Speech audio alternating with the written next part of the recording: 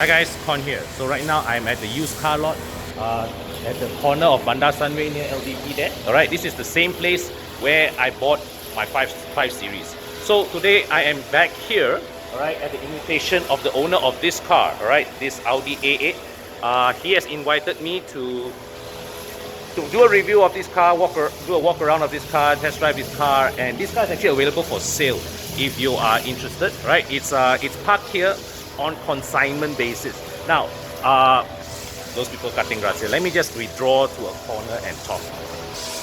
Okay, so what does it mean by consignment basis? It means that, right, that car it still belongs to the owner. It is still registered to the owner, right?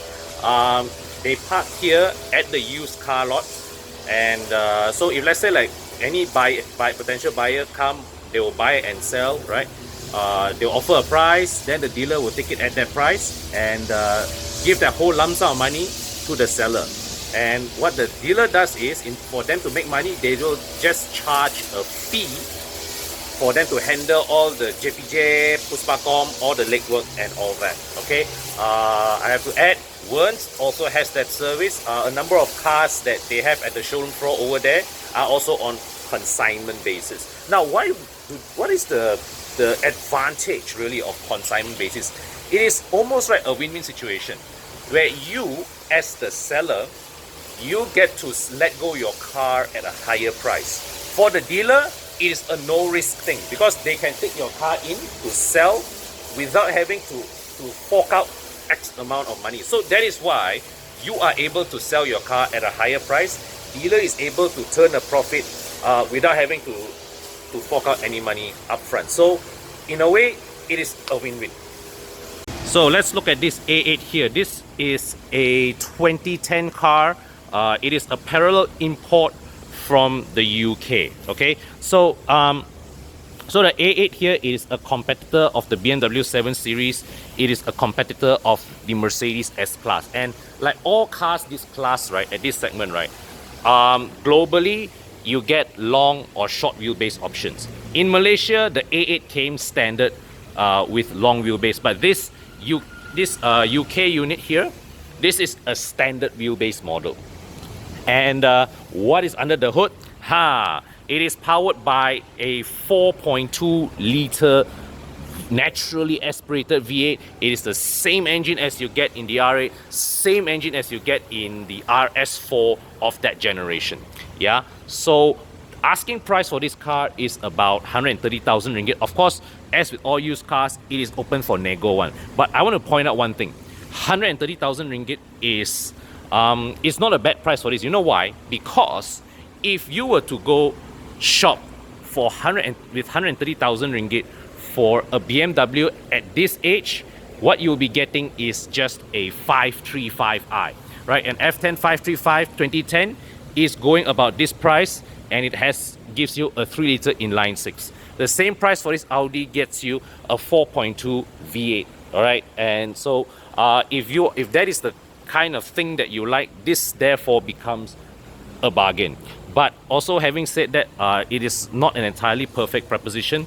For the taste of this market, we have to say this car is what I would describe as, it is big in areas where our consumers like it small, and it is small in areas where our consumers like it big. Because generally in Malaysia, our buyers in this segment of car, you are looking for long wheelbase car, and you are also looking for a 3 liter engine with much lower road tax. So this car really is the opposite of what buyers in this segment typically look for. So the target consumer of this car, right, really are those of you who are, driving, say, a Mercedes E250, E300, or BMW 528, 530. You are driving either a 2 liter turbo or a 3 liter engine in that E-Class 5 Series segment. But you want to upgrade, but you don't want to be so ostentatious to go for a long wheelbase S-Class. You don't want to go for a long wheelbase 7 Series. Then here you go. This is a standard wheelbase Audi A8, all right, at a very reasonable price.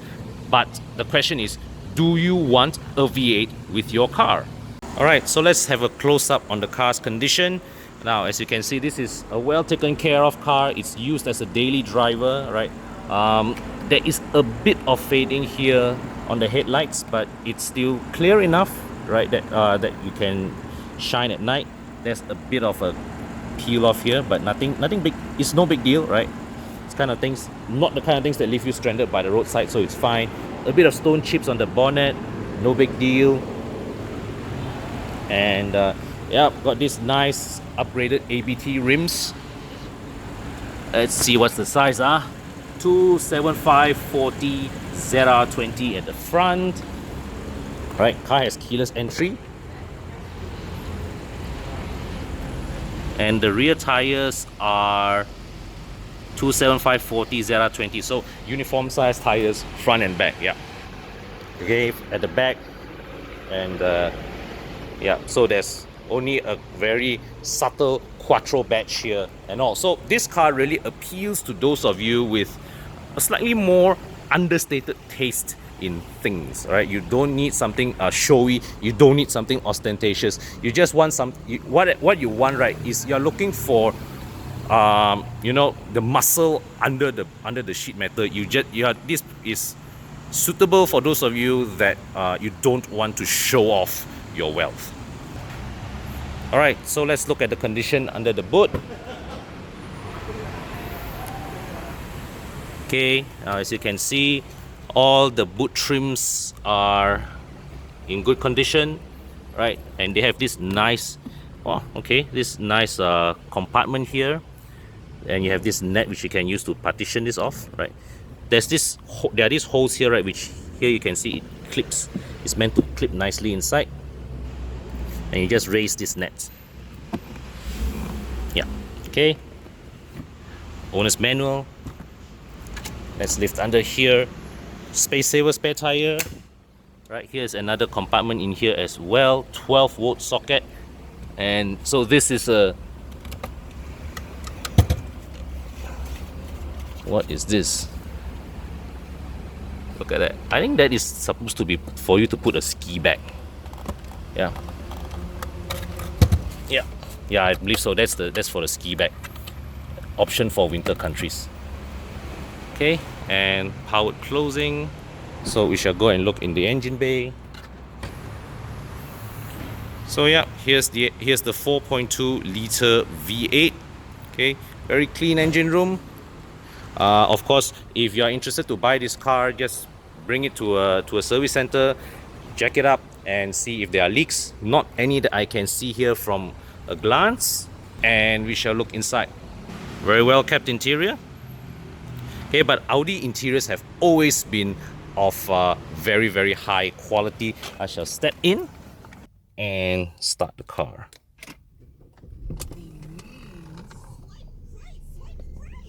Okay, let me just off the radio first. And okay, so we are running out of fuel. Okay, no worries. So let's look at the door card first, actually. Come. See how this nice contrast of materials. You have this brushed metal finish here. You have a wood inlay. And look at this. There is another compartment in here as well. So this is neat. Okay, power window switches, side mirror control, and check it out. This car has blind spot warning. Is it blind spot warning? Oh, side assist. Well, system fault, not working, but not a problem. It's not something that leaves you stranded by the roadside, so I wouldn't worry too much about it. I like this gear stick. Okay, this is like a walking stick like that. Oh, cool, man. See that? This is cool, right? This is cool. Okay, so this trim does not retract with absolute smoothness, but the overall condition of this cabin is as well kept as one can expect for a car that has been daily used by its owner. This is the reverse camera. Clarity is can't compare with present day cameras, but still good enough that you can see. Maybe it's worthwhile to clean up the lens. Right, and here's the glove box.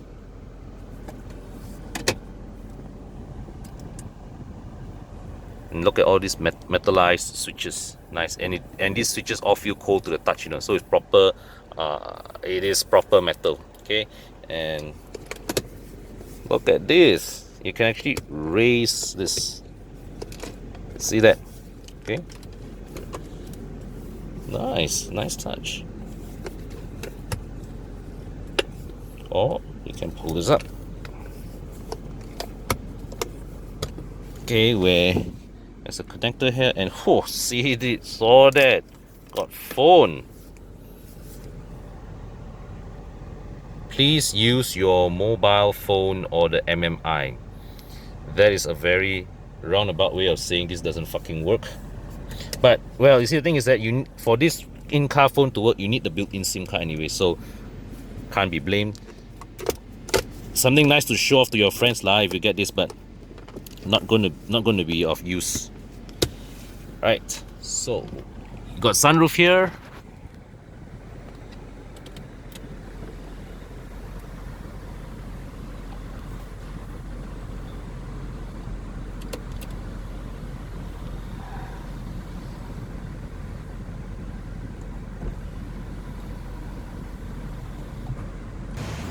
So let's look at the back seat. All right,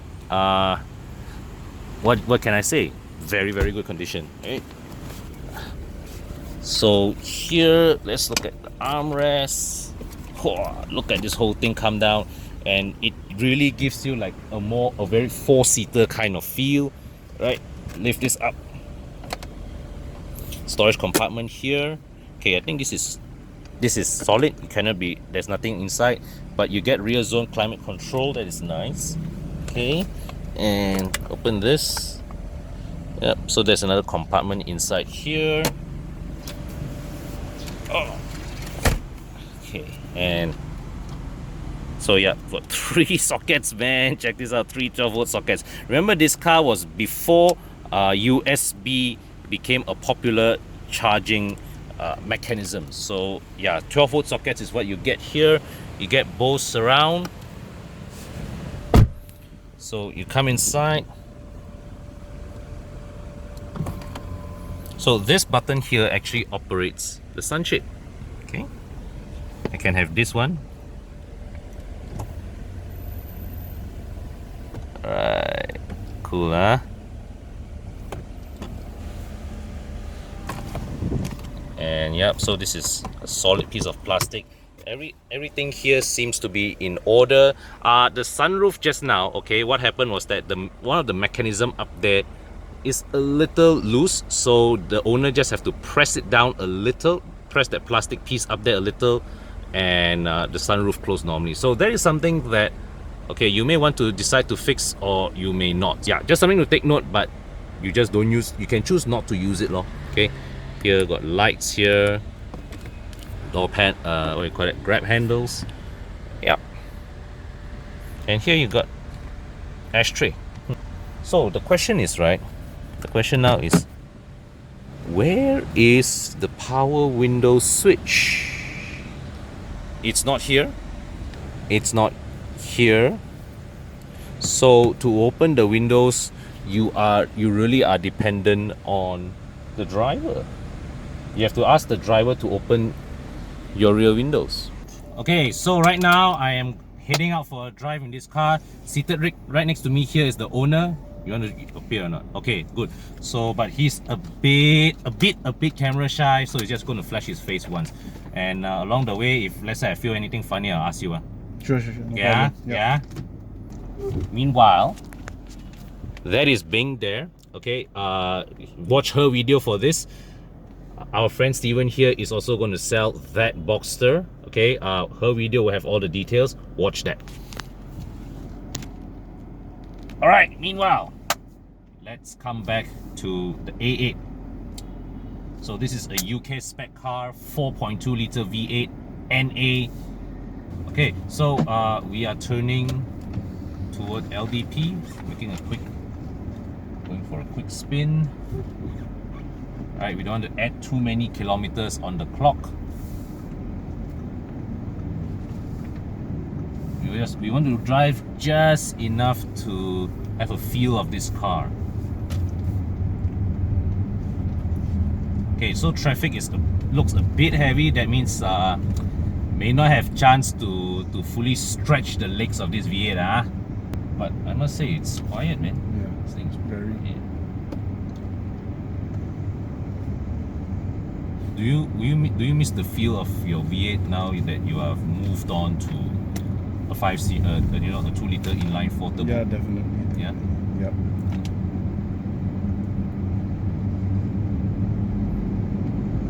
But in terms of sheer straight line acceleration, how does your F10 528 compare to this now? I think it's nowhere close if it's 100 to 240, for example.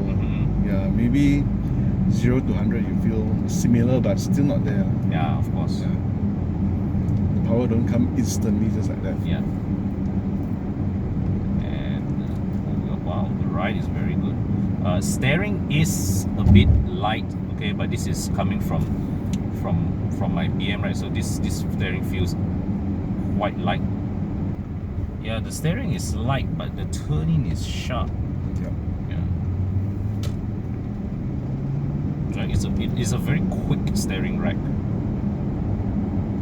But yeah, man, it's so effortless, man. You just flex your foot little, right, and it pulls. And you see the RPM, it's just like low range RPM. Yeah. It's pulling. I mean, I think on a highway, right, where all you want to do is just cruise along, this is a dream. Let's stretch those feet.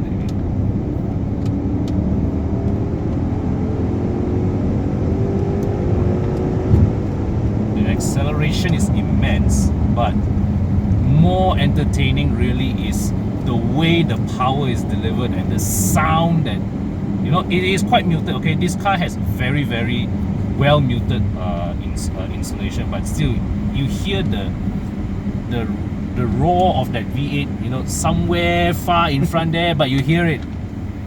And this being this car coming with quattro on heavy rain conditions, right? It's amazing, right? On Yes, heavy rain it is. conditions. Just that the car is a bit heavy, on the heavier side. Yep. So you can't charge into corners the way you would with a BMW, for example. But on a straight line, I think very few cars can beat this for sheer straight line stability at high speeds. Yeah. And this is a car that, if you're driving on North-South Highway, heavy afternoon downpour, right? This is the car to be in for sure. Nice. And right now I'm driving on the on those brick pavement road. Yep. Oh, it feels like nothing, man. This could well have been just tarmac for all I know. Yeah. The ride quality is excellent. Excellent ride quality. And nowadays a lot of cars, right, they opt for super stiff suspension in the name of sportiness. Yeah. To me, this kind of feel is very refreshing. Okay lah, I would say that this car is a very unique proposition. Yeah. Right? It's not a car that resonates with the tastes of most Malaysians. Right? We have to admit that. Like I said earlier, right? This car is big where in areas where consumers want it small, and it's small in areas where consumers want it big. So this is a car really for someone who appreciates driving, right? Appreciates the driving experience, who also appreciates good engineering, V8, quattro drivetrain, 8-speed transmission. Yet at the same time, you don't want to be so in a flashy S-Class or 7 Series, right? This car, I mean, you don't even have S-Line trim in this car, right? This is like, from the outside, this is the S-Line trim, right? Okay, Yeah. But from the outside, it looks very plain. Yeah, And it appeals to those of you who are looking for cars with an understated elegance, lah. That's all I want to say. And at 130k, right? You're selling thereabouts. It's an interesting alternative to a BMW F10 535 of the same age and same price. Think about that. Alright guys, hope you enjoyed today's video. If you like my content, click on the subscribe button. Press the bell icon to toggle the frequency of updates every time I upload a new video. And don't forget also to check out the channels of Bobby, Bing and Fadil, okay, of the Horizon team. And until my next video, thanks for watching. Bye for now.